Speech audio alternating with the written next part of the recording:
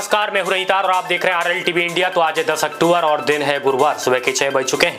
समय हो चुका है न्यूज बुलेटिन का। ये देखेंगे क्या चल रहा है देश और दुनिया में। ऐसी कौन सी 5 कमियां हैं जिन वजहों से कांग्रेस हरियाणा में चुनाव हार गई, और साथ ही ऐसी कौन सी खूबियां हैं बीजेपी के अंदर जिस वजह से हरियाणा में तीसरी बार उसने सरकार बनाई है, जानेंगे इस बुलेटिन में। साथ ही आप लोग अगर जॉब की तलाश में जॉब लेना चाहते हैं तो 15,000 से ज्यादा बिहार में नीतीश कुमार जी जॉब लेने वाले हैं, यानी बम्पर भर्ती होने वाली है। जानेंगे इस बुलेटिन में, एंड तक जरूर देखना इस बुलेटिन को। वही हरियाणा विधानसभा चुनाव में नए विधायकों को कितना पैसा मिलने वाला है, जानेंगे इस बुलेटिन में। साथ ही आने वाले दिल्ली विधानसभा चुनाव के लिए कांग्रेस पार्टी ने एक घोषणा कर दी, और घोषणा क्या है जानेंगे इस बुलेटिन में। तो चलिए स्टार्ट करते हैं आज की इस बुलेटिन को बिना किसी देरी के साथ। उससे पहले वीडियो को लाइक कर लीजिए, चैनल को सब्सक्राइब नहीं किया चैनल को सब्सक्राइब कर लेना। अगर आपने हमें फेसबुक पर फॉलो नहीं किया है तो फेसबुक पर भी फॉलो करना और वीडियो को शेयर भी करना। तो चलिए फिर स्टार्ट करते हैं आज की इस बुलेटिन को बिना किसी देरी के साथ। तो आज की सबसे पहली खबर निकल कर जम्मू कश्मीर से। जम्मू कश्मीर में अगवा किए गए टेरिटोरियल आर्मी के जवान का गोलियों से छलनी सब मिला है। न्यूज एजेंसी ANI के सूत्रों के हवाले बताया गया कि जम्मू कश्मीर के अनंतनाग में आतंकवादियों ने टेरिटोरियल आर्मी के जिस जवान का अपहरण किया था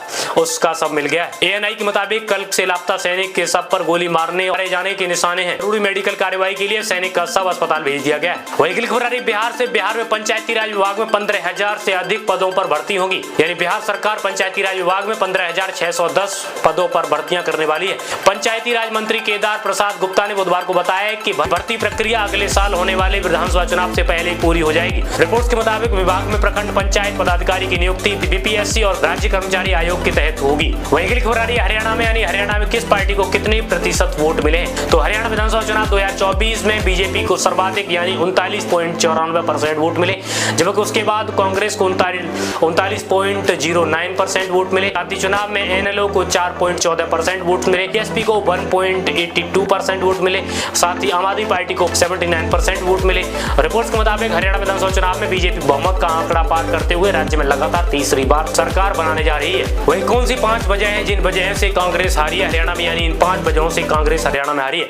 विश्लेषकों और मीडिया की रिपोर्ट्स के अनुसार हरियाणा में कांग्रेस की हार की 5 वजह प्रमुख रही है। इसमें जाट वोट पर कांग्रेस निर्भरता, गैर जाटों का वोट कांग्रेस हासिल नहीं कर पाई है। साथ ही पार्टी में गुटबाजी यानी कुमारी शैलजा और भूपेंद्र हुड्डा के बीच कलह रही। आत्मविश्वास रहा, संगठन में कुप्रबंधन, सीटों का गलत बंटवारा हुआ और साथ में दलित वोटर्स की दूरी शामिल है। वही क्या है हरियाणा में बीजेपी की ऐतिहासिक जीत के 5 प्रमुख कारण, यानी विश्लेषकों के अनुसार हरियाणा में बीजेपी की ऐतिहासिक जीत के 5 प्रमुख कारण रहे कि इनमें OBC नेता नायब सिंह सैनी पर दाव खेलना, गैर जाट वोटों का कांग्रेस से रुख ना मिलना और बीजेपी की तरफ खिसकना, सोशल इंजीनियरिंग, बीजेपी के उच्च जाति और OBC उम्मीदवारों को टिकट दिए गए, RSS का जमीनी स्तर पर प्रचार और बिखरी हुई कांग्रेस का भी शामिल है, यानी कांग्रेस बिखर चुकी है हरियाणा के अंदर। वही अगली खबर आ रही है बिहार से। बिहार में तेजस्वी यादव ने सरकारी आवास से बेड, AC और टोंटी उखाड़ कर ले जाने के आरोप में प्रतिक्रिया दी है। बिहार के पूर्व उप मुख्यमंत्री तेजस्वी यादव ने पटना स्थित सरकारी आवास से बेड, सोफा, AC, बाथरूम से नल की टोंटी, टब और बेसिन ले जाने के आरोप में प्रतिक्रिया दी है। तेजस्वी ने कहा यह बहुत ही हास्यास्पद है, कोई भी ऐरा गहरा बयान दे रहा है। उन्होंने कहा जिन लोगों ने आरोप लगाया है उन सबको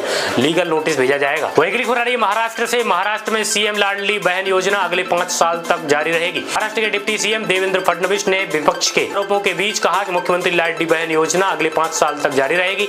फडणवीस ने कहा कि राज्य सरकार ने महिलाओं को आर्थिक रूप से सशक्त बनाने के लिए योजना शुरू की है और राज्य की 2.20 करोड़ बहनों के खातों में सीधे पैसा जमा हो रहा है। वही अगली खबर आ रही है बिहार से। बिहार में पानी में गिरे हेलीकॉप्टर के पास युवक ने बनाया ब्लॉग और लोगों ने दी प्रतिक्रिया, यानी मुजफ्फरपुर बिहार में पानी में गिरे वायुसेना के हेलीकॉप्टर के पास पानी के अंदर खड़े होकर एक स्थानीय युवक ने ब्लॉग बनाया जो ऑनलाइन वायरल हो गया। वीडियो के मुताबिक युवक एक ग्रामीण को गले लगाकर उसे वायुसेना के जवानों की मदद करने के लिए शाबाशी देता दिख रहा है, और इस वीडियो पर एक यूजर ने लिखा वाटर लेवल रिपोर्टिंग। वही अगली खबर आ रही है इजराइल से। इजराइल हमास जंग में अब तक 42,000 से प्लस फिलिस्तीन मारे गए हैं, और गाजा स्वास्थ्य मंत्रालय ने इस प्रकार का बयान दिया। गाजा के स्वास्थ्य मंत्रालय ने बुधवार को बताया कि इजराइल हमास के बीच युद्ध शुरू होने के बाद अब तक 42,000 से ज्यादा फिलिस्तीनियों की मौत हुई है, जबकि 97,720 लोग घायल हैं, और मंत्रालय ने बताया कि मरने वाले लोगों में सबसे ज्यादा महिलाएं और बच्चे हैं। रिपोर्ट्स के मुताबिक इजराइल हमास के बीच 7 अक्टूबर 2023 से युद्ध जारी है। वही खबर आ रही है लेबनान से। लेबनान में सीधी लड़ाई के कगार पर खड़ा है। UN महासचिव ने इस प्रकार का कहा है। संयुक्त राष्ट्र UN के महासचिव एंटोनियो गुटेरेस ने कहा कि लेबनान सीधी लड़ाई के लिए कगार पर खड़ा है, लेकिन इसे भी रोका जा सकता है। उन्होंने कहा मैंने महीनों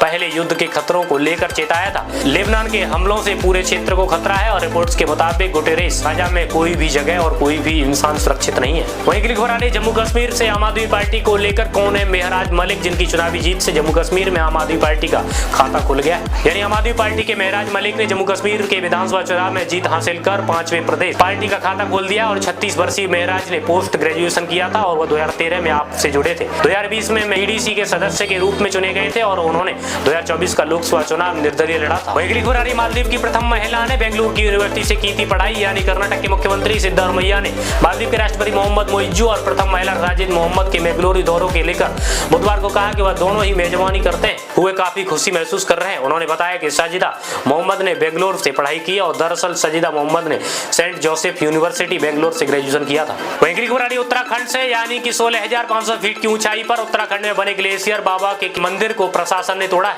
यानी उत्तराखंड में पवित्र बर्फीली झील के स्वयंभू बाबा चैतन्य आकाश स्वरूप ग्लेशियर बाबा द्वारा निर्मित एक अवैध मंदिर को ध्वस्त कर दिया गया है। अधिकारियों को दुर्गम रास्ते से गुजरकर 16,500 फीट की ऊंचाई पर बने इस मंदिर को बनाने में 2 दिन लगे। बाबा ने दावा किया है कि उन्हें सपने में यह मंदिर बनाने का आदेश मिला था। वैगली खुरारी हरियाणा में किन सीटों पर महिला उम्मीदवारों ने चुनाव जीता है? तो देखिए, हरियाणा में बीजेपी की शक्ति रानी शर्मा कालका से कृष्णा गहलावत, राई से श्रुति चौधरी, तेलुगुसाम से आरती सिंह अटेली और बिमला चौधरी पटौदी ने विधानसभा चुनाव में जीता है। वहीं कांग्रेस की बात करें तो विनेश फोगाट ने जुलाना से, गीता बुक्कल ने झज्जर से, शैली चौधरी नारायणगढ़, शकुंतला खटक कालानौर और पूजा ने मुलाना से, मंजू चौधरी नागौल चौधरी से, रेणु बाला ने साडौरा है और साथ ही सावित्री जिंदल हिसार से निर्दलीय चुनाव जीता है। वैगली खुरारी आम आदमी पार्टी दिल्ली से यानी आम आदमी पार्टी दिल्ली में अकेले विधानसभा चुनाव लड़ने का किया ऐलान। कांग्रेस के संग नहीं होगा गठबंधन। आम आदमी पार्टी ने दिल्ली में आगामी विधानसभा चुनाव में कांग्रेस से गठबंधन करने से इनकार करते हुए अकेले चुनाव लड़ने का ऐलान किया है। पार्टी की राष्ट्रीय प्रवक्ता प्रियंका कक्कड़ ने बुधवार को कहा कि एक तरफ अति आत्मविश्वासी कांग्रेस है और दूसरी तरफ अहंकार से भरी बीजेपी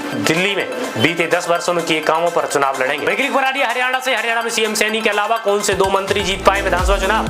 हरियाणा विधानसभा चुनाव में बीजेपी की ऐतिहासिक जीत के बावजूद रणजीत चौटाला, रानिया, कुंवरपाल गुर्जर, जगाधरी और साथ में सुभाष सुधा थानेसर समेत 8 मंत्री चुनाव हार गए। सिर्फ मुख्यमंत्री नायब सिंह सैनी लाडवा से 3 मंत्री चुनाव जीत पाए। जीतने वाले मंत्रियों पानीपत ग्रामीण सीट से राज्य मंत्री महिपाल टांडा और बल्लभगढ़ सीट से कैबिनेट मंत्री मूलचंद्र शर्मा शामिल है। वैगली खुरारी हरियाणा और जम्मू कश्मीर के चुनाव के नतीजों पर आई राहुल गांधी की पहली प्रतिक्रिया।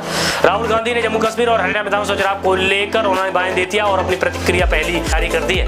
उन्होंने कहा, जम्मू कश्मीर के लोगों का तहे दिल से शुक्रिया। गठबंधन की जीत संविधान और लोकतांत्रिक स्वाभिमान की जीत है। और उन्होंने कहा, हरियाणा के अप्रत्याशित नतीजे का विश्लेषण कर रहे अनेक विधानसभा क्षेत्रों से आ रही शिकायतों से चुनाव आयोग को अवगत कराएंगे। वैगली खुरारी बेंगलुरु में महालक्ष्मी नामक महिला के शव में 50 टुकड़े कर उन्होंने फ्रिज में रखने वाले शख्स ने उड़ीसा में खुदकुशी करने के बाद पुलिस को एक सुसाइड नोट मिला था और इस नोट में लिखा था कि मेरे शरीर के टुकड़े टुकड़े करना चाहती थी, अगर मैं उसे नहीं मारता तो वह मुझे मार देती, मैंने आत्मरक्षा में हत्या की थी। वैगली खुरारी हरियाणा विधानसभा चुनाव को लेकर पीएम नरेंद्र मोदी ने बयान दिया है, जहां दूध दही का खाना वैसा हमारा हरियाणा में राज्य में तीसरी बार बीजेपी की जीत पर पीएम मोदी ने इस प्रकार का बयान दिया है। नरेंद्र मोदी ने हरियाणा विधानसभा चुनाव बीजेपी की जीत में हैट्रिक के बाद मंगलवार को दिल्ली स्थित पार्टी मुख्यालय में कार्यकर्ताओं को संबोधित किया और इस दौरान पीएम नरेंद्र मोदी ने कहा, जहां दूध दही का खाना वैसा है अपना हरियाणा। उन्होंने कहा, हरियाणा के लोगों ने कमाल कर दिया है और कमल कर दिया है। वैगली खुरारी वित्त मंत्री को लेकर उन्होंने कहा कि गरीबों को ऐसी फ्री सुविधाएं देने के पक्ष में नहीं जो बरकरार न रखी जा सके। वित्त मंत्री निर्मला सीतारमण ने एक उत्तर इंटरव्यू में कहा कि वह गरीबों को ऐसी सुविधाएं जो बरकरार न रखी जा सके। उन्होंने कहा कि गरीबों के कल्याण के लिए की जाने वाली घोषणाओं का बोझ उठाने के लिए राज्य की वित्तीय क्षमता पर ध्यान देने की जरूरत है। वहीं हरियाणा में नवनिर्वाचित विधायकों को कितनी सैलरी मिलेगी जानेंगे इस रिपोर्ट में। यानी हरियाणा विधानसभा चुनाव में जीतने वाले उम्मीदवारों को वेतन भत्ते मिलाकर हर महीने 2 लाख से अधिक मिलेंगे। यानी इसमें 40,000 वेतन, 60,000 रुपए विधानसभा क्षेत्र भत्ता, 10,000 रुपए व्यय वेशक भत्ता और 25,000 कार्यालय भत्ता, साथ ही 10,000 टेलीफोन भत्ता और 15,000 सचिव भत्ता मिलेगा। और इसके अलावा नवनिर्वाचित विधायकों को 20 लाख मोटर कार एडवांस और 60 लाख भवन निर्माण एडवांस मिलेगा। कौन है हिजबुल्लाह कार्यवाहक प्रमुख शेख नईम कासिम? यानी हिजबुल्लाह के कार्यवाहक प्रमुख शेख नईम कासिम का जन्म 1953 में हुआ था, जो कि लेबनान में हुआ। साथ में उसकी राजनीतिक सक्रियता लेबनानी शिया अमल आंदोलन में शुरू हुई थी। 1991 में हिजबुल्लाह के प्रमुख नियुक्त किए गए और कासिम ने हिजबुल्लाह के गठन वाली बैठकों में भी हिस्सा लिया था। वह संगठन के संसदीय चुनाव अभियानों का जनरल ऑर्डिनेटर रहा है। तो दोस्तों, आज की बुलेटिन में इतना ही। होप आप सभी को ये बुलेटिन पसंद आई होगी। अगर पसंद आई है तो वीडियो को लाइक करना, चैनल को सब्सक्राइब नहीं किया तो चैनल को सब्सक्राइब करना, और हाँ, आपने अगर हमें फॉलो नहीं किया तो फॉलो करना। तो चलिए फिर मिलते हैं आप सभी से नेक्स्ट बुलेटिन के साथ। तब तक के लिए जय हिंद, जय भारत, वंदे मातरम।